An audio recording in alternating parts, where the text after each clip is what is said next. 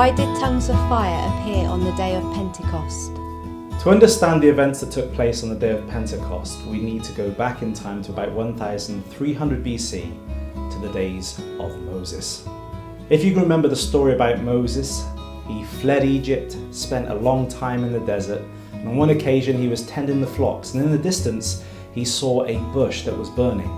Now, burning bushes in the desert aren't that uncommon, but bushes that burn and keep on burning then eventually begin to talk to you, that's very significant. So going over to this bush began to commission Moses to go back to Egypt with signs, wonders and miracles to set at liberty the Hebrew captives who were there.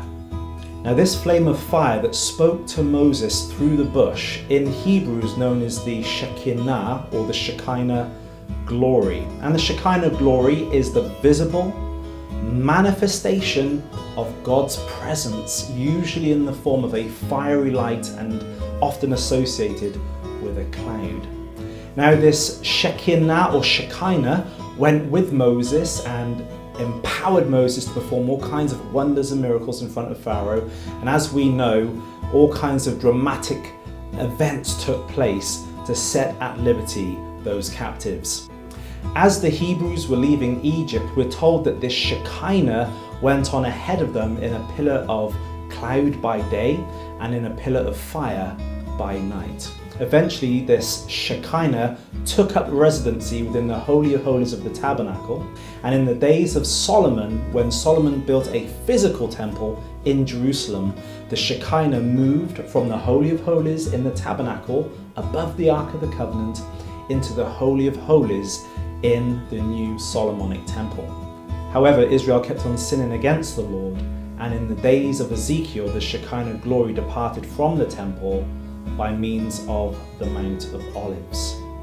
A few hundred years after the departure of the Shekinah glory, it returned to earth again, this time, however, in a different form, this time in the form of a man. And on the Mount of Transfiguration, the Shekinah was revealed to Peter, James, and John. And you've guessed it, the Shekinah is Jesus Christ himself. Jesus, once again, after 3.5 years of ministry, departed from Israel by means of the Mount of Olives.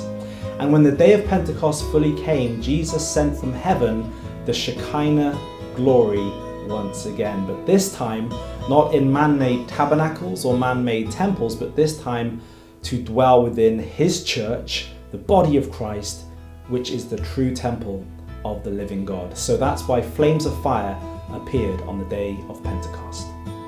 Well, that's it for now. Thank you for stopping by, and remember, if you have a question, please be sure to ask.